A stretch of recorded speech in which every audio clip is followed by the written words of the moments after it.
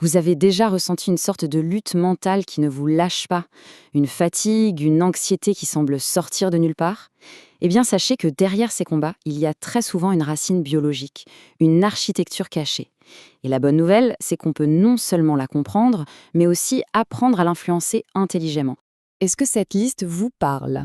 Cette anxiété de fond, ce brouillard mental qui empêche de penser clairement, ou cette fatigue qui est la même après une nuit de sommeil?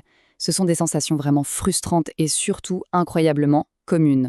On peut se sentir un peu seul avec ça, mais en réalité, ce sont des signaux. C'est notre système interne qui essaie de nous envoyer un message.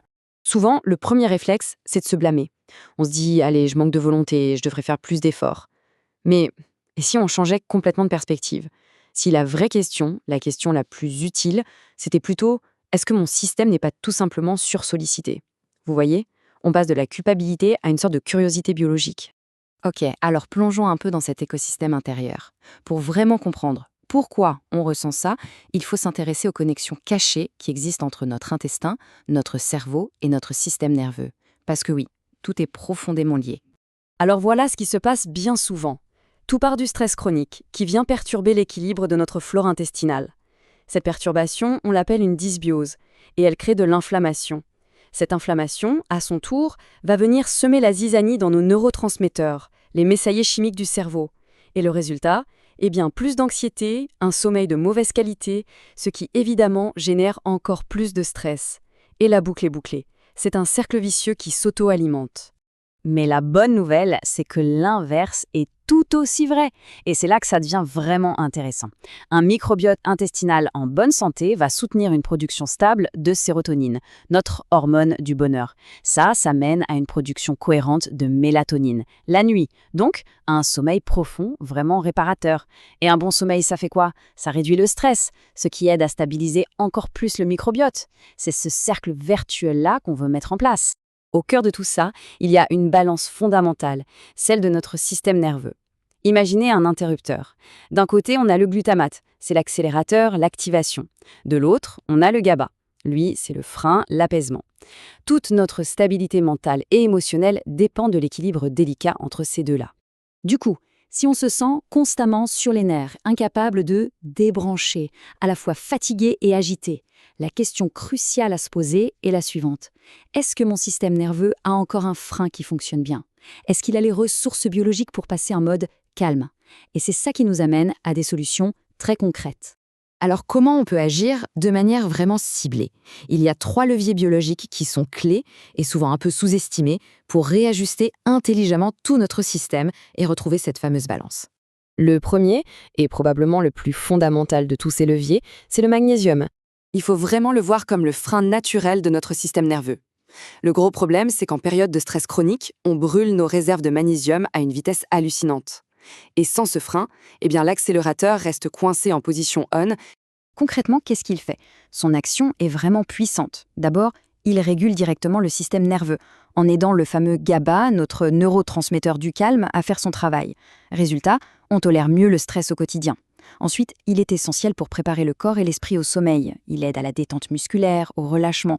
Mais son rôle le plus incroyable, c'est peut-être qu'il réduit ce qu'on appelle l'hyperexcitabilité neuronale. Vous savez, cette sensation d'être à fleur de peau, d'avoir les pensées qui partent dans tous les sens. C'est exactement ça que le magnésium vient calmer. C'est un vrai pilier pour la sérénité. Allez, passons au deuxième levier. Un acteur souvent très mal compris, la mélatonine.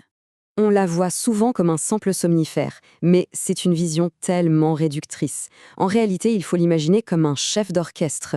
Elle ne force pas le sommeil, elle donne le là à tout l'organisme, le signal qu'il est l'heure de lancer le grand programme de réparation et de récupération nocturne.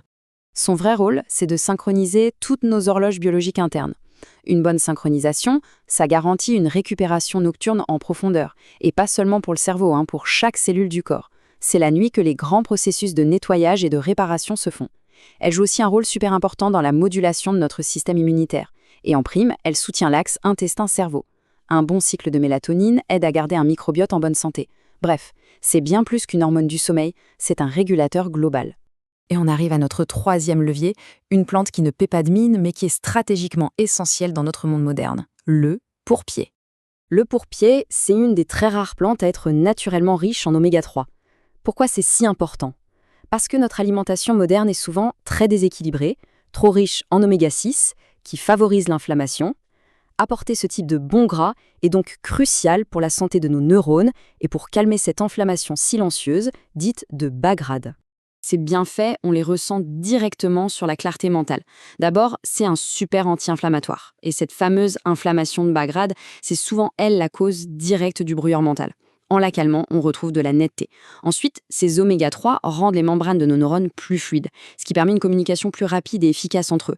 Il nourrit aussi le microbiote, donc on renforce encore une fois l'axe intestin-cerveau. Et enfin, il participe à la neuroplasticité, c'est-à-dire la capacité du cerveau à se réorganiser, à créer de nouvelles connexions. C'est un vrai allié pour la concentration et la flexibilité mentale. Le point vraiment essentiel à retenir, c'est que le magnésium, la mélatonine, le pourpier, ce ne sont pas des baguettes magiques. Ce sont des ajustements biologiques intelligents. En fait, ils donnent à notre corps les outils dont il a besoin pour se réguler lui-même de manière durable. Ce qui nous amène à la conclusion. Le but du jeu, ce n'est pas de courir après chaque symptôme pour le faire taire, mais plutôt de se concentrer sur la construction d'une fondation biologique qui soit vraiment solide et résiliente sur le long terme. Il y a vraiment deux façons de voir les choses. On peut agir en surface, on calme une crise ponctuelle, on masque un symptôme.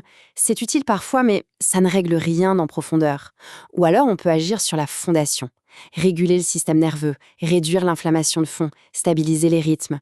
C'est une approche beaucoup plus stratégique. Et pour ça, il faut être un peu patient. La biologie, elle a son propre rythme. Ça prend plusieurs semaines avant de commencer à sentir un recalibrage. Souvent, c'est autour de 60 voire 90 jours qu'on observe des changements vraiment stables, qu'une nouvelle fondation plus résiliente se met en place. Ce n'est pas spectaculaire, c'est progressif, et c'est justement pour ça que c'est solide. Alors pour finir, au lieu de se demander « mais pourquoi est-ce que je n'y arrive pas ?», la question à emporter avec soi pourrait être « tiens, lequel de mes leviers biologiques pourrait être un peu déséquilibré en ce moment ? Est-ce que c'est le sommeil, mon niveau de stress, mes réserves en magnésium ?»